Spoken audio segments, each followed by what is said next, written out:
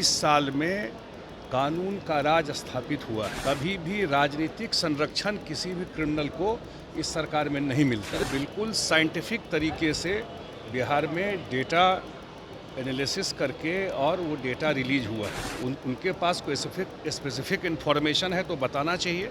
अपना पार्टी का चिंता करें ना। कौन बना है अध्यक्ष उस पार्टी का? परिवार से बाहर पार्टी है क्या? और लोग उस पार्टी में नहीं हैं। नेता प्रतिपक्ष तेजस्वी यादव ने संजय झा पर आरोप लगाया था कि संजय झा जो जदयू के राष्ट्रीय कार्यकारी अध्यक्ष हैं वो आरएसएस से जुड़े हुए हैं और आरएसएस की बोली बोलते हैं। उसको लेकर आज पटना एयरपोर्ट पे संजय झा जो जदयू के राष्ट्रीय कार्यकारी अध्यक्ष हैं उनसे जब सवाल किया गया तो वो काफ़ी गुस्से में हो गए और उन्होंने साफ तौर पर कहा है कि जो जदयू के राष्ट्रीय कार्यकारी अध्यक्ष हों, लेकिन जो उनकी पार्टी के जो अध्यक्ष बने हैं वो क्या हैं, वो पार्टी से अलग हैं क्या? हाँ, उनके पार्टी में क्या होता है सभी लोग जानते हैं।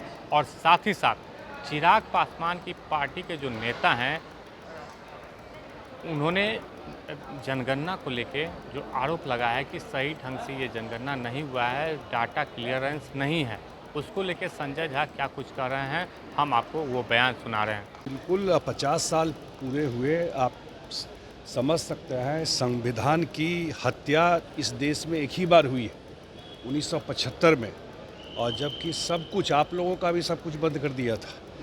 और हमारे नेता नीतीश कुमार जी भी 21 महीना जेल काट के आए हैं आपातकाल में।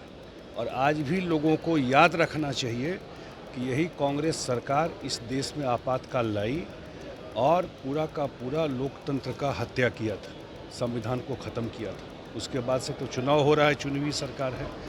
इसलिए आज के दिन यंग जनरेशन को ज़रूर याद रखना चाहिए कि इतिहास कितना काला रहा है कांग्रेस का।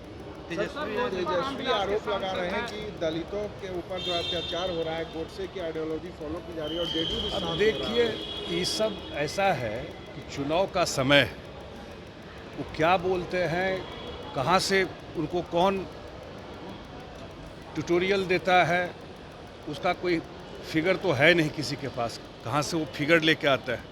जहाँ तक बिहार में कानून की बात है, 20 साल में कानून का राज स्थापित हुआ है और कहीं भी कोई घटना अगर होती भी है वो तो दुनिया में कहीं हो सकती है, तो उस पर पुलिस कार्रवाई करके सज़ा दिलवाती है।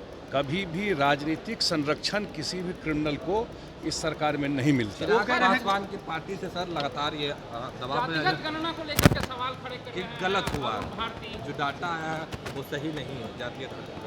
अब वो क्या बोल रहे हैं उस पर मैं कुछ टिप्पणी नहीं करूंगा। बिल्कुल साइंटिफिक तरीके से बिहार में डेटा एनालिसिस करके और वो डेटा रिलीज हुआ है, जहाँ तक हम लोगों की जानकारी है। उनके पास कोई स्पेसिफिक इन्फॉर्मेशन है तो बताना चाहिए। लेकिन बिहार सरकार ने देश में पहली बार नीतीश कुमार जी ने जातीय गणना करवाई और पूरे साइंटिफिक तरीके से जातीय गणना करवाई और उसको रिलीज किया। तेजस्वी यादव कह रहे हैं कि आरएसएस में आप चले गए हैं, टिकट जेडीयू का अमित शाह बांटेंगे। और उनसे आप क्या अपेक्षा करते हैं बोलने के लिए? ये सब क्या लोग, इसलिए हम उनसे आप लोग क्या अपेक्षा करते हैं बोलने के लिए? अपना पार्टी का चिंता करें ना।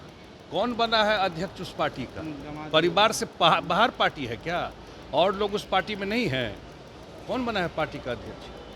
सर आपके ऊपर तो आपने जदयू के राष्ट्रीय कार्यकारी अध्यक्ष संजय झा का वो बयान सुना जिसमें चिराग पासवान की पार्टी के जो नेता हैं अरुण भारती, उनका आज कहना था कि जो बिहार में जातीय गणना हुआ उसका डाटा क्लियरेंस नहीं था। उसको लेके संजय झा ने साफ तौर पे कहा है कि यदि क्लियरेंस नहीं था तो वो कुछ ऑथेंटिक उनके पास है तो वो सरकार को दें, सरकार उस पर विचार करेगी। और साथ ही साथ तेजस्वी यादव ने कहा था कि जो संजय झा आरएसएस की बोली बोलते हैं, आरएसएस के साथ चले गए हैं, उस पर काफ़ी उन्होंने तेजस्वी यादव को सुनाया क्योंकि राष्ट्रीय कार्यकारी के अध्यक्ष हैं संजय झा। और जो अभी फ़िलहाल आरजेडी के राष्ट्रीय अध्यक्ष का जो चुनाव हुआ है जिसमें लालू प्रसाद यादव निर्विरोध चुने गए हैं, उस पर संजय झा ने निशाना साध दिया और कहा कि उनके पार्टी में सिर्फ एक ही लोग हैं जो बार बार राष्ट्रीय अध्यक्ष पद के लिए उम्मीदवार बनते हैं और उनको चुना जाता है। आलोक कुमार, 10वीं, पटना।